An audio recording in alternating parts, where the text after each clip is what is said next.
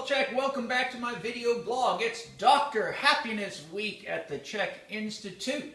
And this is my first of 3 blogs on Dr. Happiness and you. Today we're going to talk about the spiritual and mental elements as it relates to being happy, or Dr. Happiness in my 4-doctor model.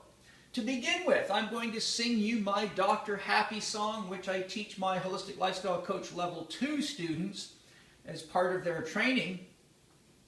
I'd encourage you to listen to the words. In part 3, I will break it down a little bit more comprehensively, but it might help to practice singing it between now and then. It goes like this. Dr. Happy is the dreamer, Dr. Happy is the dreamer, Dr. Happy is the dreamer, don't you know? Dr. Happy is the dreamer, Dr. Happy is the dreamer, Dr. Happy is the dreamer, don't you know? Dr. Happy sets your rhythms set your pressure, and your rhythms and your pressure make your flow. And your rhythms and your pressure make your flow, ho, ho. So, there you go. Dr. Happy sets your rhythms set your pressure, and your rhythms and your pressure make your flow, ho, ho. Hey, I'd encourage you to meditate on that during the week, see what rises up in you, and then we'll go deeper when we get to part 3, which should be Friday. Some Friday somewhere. Okay, now, let's look at what we got today. What I did is I created a little 5-point star to cover what I thought would be the most essential elements of happiness. So we've got a few things to talk about here today. I'll try to be efficient. First, on your 5-point star is your dream, your goal, your objective, your direction, your GPS coordinates, your North Star. Where are you heading with your life? We must have a dream, and we need core values to support that dream. So in my 4 doctors, the last 4 doctors you'll ever need ebook, I give you a section on core values. In PPS Success Mastery Lesson 1, how to find and live your legacy, your overarching dream, which is the most comprehensive course I've created on this issue of finding and living your dream. I give you a more comprehensive approach to your own core values and many other essentials related to finding and living your dream. So you have to have a dream or a direction. Then you need values to support the dream. Then we need to look at who do we need on our dream team as far as functional relationships. I go into what a dream team is and these different resources, but remember, a lot of us get confused because we think that, oh, well, I'm building my dream by myself. Well, maybe your dream is something that you can build on your computer, maybe a software program. But we always have to remember, there's always people involved in our dream, even if it's your wife or your spouse who wants to spend time with you, or is supporting you with making food and doing shopping for you, or is someone who's making a piece of equipment that you need. There's always people in our dream team, and if they're not directly related to the creation of our dream, i.e. One of the members of your business or of your team from a technical perspective, then it's the people that are supporting us. So we need direction, we need values, and we need values in relationships, because wherever there's relationships, there's people with different values and different ideas that often want to sway your opinion. And so your values make it clear when you're going to say yes and when you're going to say no, and even who should be on your dream team. If a person's values are too radically opposed to yours, then you're going to have a hard time finding harmony in direction on a dream team. Then we have to have self-confidence and awareness. If we have a dream but we don't have self-confidence, then we're pretty much in the state of a child. We need somebody to hold our hand and wipe our bottom and tie our shoes. And that means it's okay, but if you're an adult, at some point you have to take responsibility for your own self-confidence and self-esteem to participate fully in your life, or you will forever be at the mercy of other people's opinions, dictates, rules, and their core values.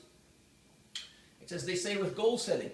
If you don't have your own goals, rest assured you're working for your bosses. So it's better to have your own. Next, we have to have patience and perseverance.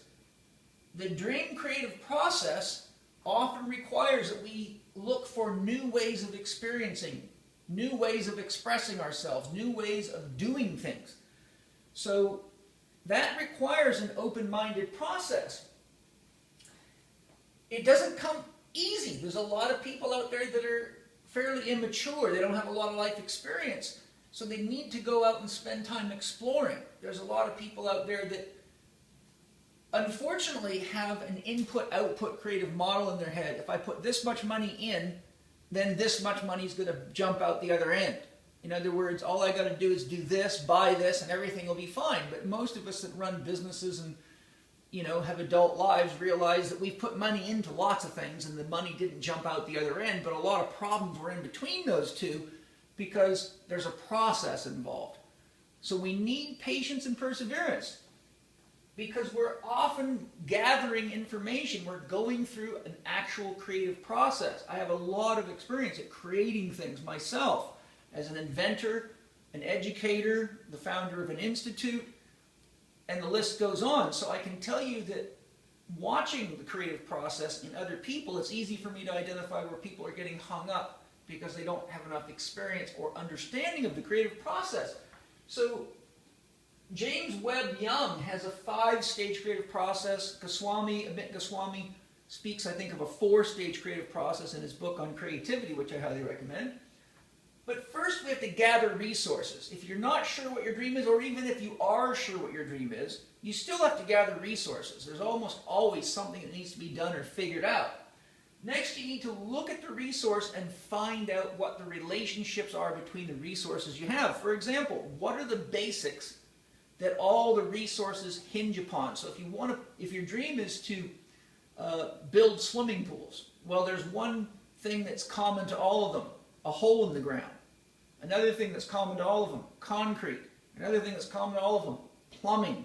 Another thing that's common to all of them: electricity. Another thing that's common to all of them: you can't do it alone. So you see right away, when you start looking at the resources, you find the relationships, and by finding relationships, you can identify, well, what do I want to learn to do, and what parts do I want to do myself, and who do I need to hire, or who do I need to get educated by? So you have to look for relationships. This is part of and leads to a phase of mental digestion. If you're trying to find your new way of expressing yourself, your new career or your new dream, shall we say, then it's very important to look at the things that you love to do, which I'll expand on in a minute. And once you are, shall we say, investigating these different things, you may need to go into a phase here. This mental digestive process is also called the incubation process. Many of us think just because we read a few brochures, all of a sudden the idea is just going to pop on our head and everything's going to be hunky-dory. But we often have to go into incubation, and that's the time where we listen to our inner voice, our soul. That's when we, shall we say, weigh things out in our head and feel the emotional weight or the emotional levity of each different idea, and look at the connections of the relationships. If I go this route and I go to this internship or work with this person or study this subject for this long, what other things might change in my life, and is that appealing to me? So looking at the relationships. But here you see I put a dotted line because this is where the discontinuous phase is, and this is where a lot of people get hung up. When people do this process, this is all a mental process. This is looking at the information, talking to people, looking at relationships, and going, well, I think I might like that, I think I might like that, but I'm not sure. This process here requires that you get quiet inside and stop all the mind chatter, otherwise you end up stuck, like a lot of people that I coach and consult. They have so many ideas, they're paralyzed by them, and they're not actually going into an incubation stage because they don't know how to wait for silence to speak. It's essential that you learn to get still and not rush the creative process. If you push the creative process, it's like pushing water uphill. The intuitive mind does not work under pressure. In other words, I can tell you to figure out what 5 plus 2 is, or the square root of 63 is, and keep throwing math questions at you over and over again. It's just an intellectual process. But when it comes to finding your dream, it's an inner process. It's emotional, and it's spiritual. It's your whole life. Answering a bunch of mathematical questions may make you look cool to other people and may get you an A in math, but it certainly does not imply that you have the ability to use your intuitive capacity to get direction in life, which is what's really missing. Once the idea appears, so we got 2 humps. We might as well just take and put another dotted line right here. and right here. So this is discontinuous, meaning you got to go into a rest state and a listening state. Then you get the idea. Then you got to gather all sorts of information and resources and go into research and development. That's another place people fall flat. People don't realize that this research and development phase, this process that goes from idea to saleable product or realistic experience, the idea I want to climb Mount Kilimanjaro, can require a lot of research and development on you to get to where you can climb Mount Kilimanjaro. So you need to go spend time in a gym working with your diet and your lifestyle and all the things that are required of a mountain climber. So many people ignore the research and development stage of development and have instant gratification issues. They want everything to be hunky-dory just because they thought of the idea of climbing the mountain 10 minutes ago. Okay? So when we look at these issues about our love and our dream, remember there's a process that we all go through, and part of being a good lover is being a patient lover. This process is what I call foreplay. Yes, indeed. Foreplay does exist outside of the bedroom. Foreplay is when you're in the gym. Foreplay is when you're in the garden. Foreplay is when you're thinking of a new way of expressing yourself as a scientist, an artist, a musician, a mother, a baker, or a candlestick maker. So remember, if you go about the foreplay process as foreplay, it'll be much more efficient and much more fun and much more open-minded, which means you're more likely to see more connections. If you go through it under stress and beat yourself up, you won't get a lot out of the foreplay. Okay? So looking at that, we've got our 5 stars. Now let's look at some of the connections, energy and information. The experience of energy and information is what you're trying to cultivate for your dream. That's really what energy and information is. Without energy and information, dreams are dead. Okay? Next, we have to have self-confidence and awareness. So we're looking at the dream, we're looking at dream team relationships, we're looking at self-confidence and awareness. Well, to be aware means to be aware of the energy and information flowing through you in relationships to self and other. Okay? We also see my purple arrow pointing over here to the 5 stages of creativity, because energy and information go through these 5 stages of creativity anytime you're reinventing, recreating, modifying, updating, or improving yourself. Okay, so let's look at a few tips for, an awesome Dr. Happy experience. Okay? One is do what you love to do. So let's hear what the old wise man Arnold Patton has to say in his Universal Principles, which you can get from arnoldpatton.com, Arnold Patton's Universal Principles. Principle number 9. This is an older version, so the new one, it will be on a different number, but it's important. The title of this universal principle is Do What You Love to Do, and the universe will support you. I like it already. For my life's work, I will do that which I love to do. Oh, great spirit, here I am.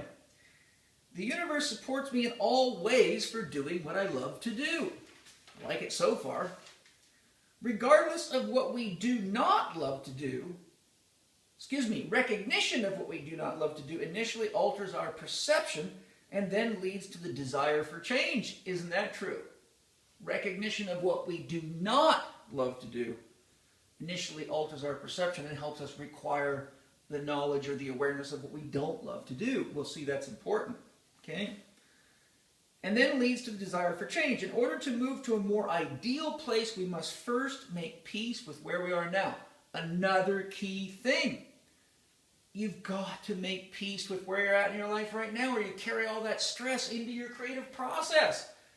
If you can't lay on the ground and just trust Mother Earth to hold things up for you for a few minutes while you fester and worry and then shut it off, you're probably going to have a hard time getting out of your head enough to get into a new state of awareness. So, again, in order to move to a more ideal place, we must first make peace with where we are now and allow it to be perfect in the present moment. The completion of one experience provides the power to begin another. Very important. I'd like you to meditate on those words if you don't mind. Do what you love to do. Here's where it gets really dirty and gritty, down in the trenches. So pay close attention to these words, because about 98% of you fall into this category. Ready? Selecting a career, for example, because it seems like a safe, easy, or quick way to make money, ensures a life of discomfort. What percentage of the people in the world are doing that right now? When we're off purpose, the universe draws our attention to it by making things uncomfortable for us. So what do you think happens if you keep drugging that when it's actually guiding you towards your dream? When we are doing what we love to do, the universe supports us in all ways, or in many ways. We feel more alive, things flow more smoothly, we attract people and circumstances that support us. Now that is how it should be. So that's a very, very important universal principle. Basically we're saying do what you love to do and the universe will support you, and you'll attract the people and circumstances to yourself that will help you create your dream probably fairly efficiently and fairly smoothly, to the degree that you have core values, persistence, understand this 5-step process, develop good relationships on your dream team, and be aware and have self-confidence in yourself, because what else have you got to do here but live your dream? There's no way you can be wrong. There's only one of you. So it's just you and you. If you don't like it, redo it. You got all the opportunity in the world to be successful. Look around you. 2, gain clarity. In PPS Lesson 1, how to live your legacy, I teach you how to get really clear on what your dream is. But remember the ABCs of dream creation. They go backwards. First, you must be clear. Second, you must believe. That goes right here to self-confidence. If you don't believe in yourself, expecting other people to get your dream built for you, long, bumpy road. Okay? Clarity, belief, and then you got to take action. And you have to take action or nothing changes. It's in here. And I know a lot of people with a million ideas up here that don't have anything in their back pocket or their front pocket to show for all the stuff they got up here. So action, baby. PBS Success Mastery Lesson 1 takes you through that step by step. Literally step by step. So if you're not sure what to do, that's the answer for you. ppssuccess.com. 3, your dream and your nightmare. If you don't know what your dream is, but you know your life needs to change so you can be more at peace with yourself, have more abundance in your life, then look first at what your nightmare is. If you don't know what you really want to move to, what your love is pulling you to, the first thing you do is, as he says, make peace with where you are now. And the easiest thing you can do, and the most important thing you can do to free up the energy, to open your mind, to have the mental, emotional, and spiritual power to attract the people, places, and things to you to fulfill your ultimate dream or your next dream, is to look at what your nightmare is. What is the biggest source of stress in my life right now? Write down the 3 most stressful things in your life, and know that if your dream becomes to alleviate, eliminate, balance, rectify, heal that, then that will free up the creativity. And it may free up so much creativity you could be a completely different person with that weight off your back. Many people just let their nightmare crush them and give up. The first step to living your dream is to learn to manage your nightmare or your nightmares. Okay? So make peace with where you're at now, but be honest about what you need to do to heal the imbalances in your life and your relationships. And if we go to universal principle number 8, we remember that Arnold Patton has a few key things to say there. But remember, the pain teacher is the voice in your head of negativity. The pain teacher is the voice in your head that means anything other than what's dream affirmative. So we always thank the pain teacher. So if you're about to go to a meeting to meet somebody, maybe for a job interview or something like that that's related to your dream, and you're having this voice of insecurity in your head, oh, I'll not get hired, I'm too fat, I'm not smart enough, I can't type fast enough, I'm not artistic enough, all that. All of that is the pain teacher doing you the biggest favor you could imagine, showing you right where your mind viruses are. So when you hear voices like that, say, thank you, dear pain teacher, for showing me where I'm incongruent with my dream, I'm out of alignment with my dream. Restate what is true for you based on your new impression, intention, and vision of yourself. Thank you, dear pain teacher, for sharing with me that I can't type fast enough and that I'm overweight. I love who I am right now. I love who I'm becoming, and I am learning to type faster and create better every day. Do not tangle with the pain teacher. Do not go back and reinforce the negativity. Always use it as a reminder to reinforce what is true for you and what you're willing to live right now. So let's finish out by seeing what the wise old man on patent has in universal principle number 8 for us. Oh boy. You might want to sit down for this one. Awareness of purpose. Awareness of my purpose for being on this planet at this time manifests to my conscious mind. Okay, that's important. Awareness of my purpose for being on the planet at this time now manifests to my conscious mind. So if you're looking for your dream, he's telling you through this principle how dream creation works. Positive thinking is fine, but it must be focused. We create this focus by defining our purpose, having a dream, goal, or an objective. Purpose is our vision of the ideal. Purpose is our conscious mind discovering truths about our beingness, which our higher self has known all along. If you want, you can call it soul self. When we align all of our thoughts with that purpose, life looks different. We notice everything has meaning and supports us. That's pretty cool. So I'm going to read it real smooth and fast for you here without the commentary. Universal principle number 8, awareness of purpose. Awareness of purpose for being on the planet at this time now manifests to my conscious mind. Positive thinking is fine, but it must be focused. We create this focus by defining our purpose. Purpose is our vision of the ideal. Purpose is our conscious mind discovering truths about our beingness, which our higher self has known all along. When we align all of our thoughts with that purpose, life looks different. We notice that everything has meaning and supports us.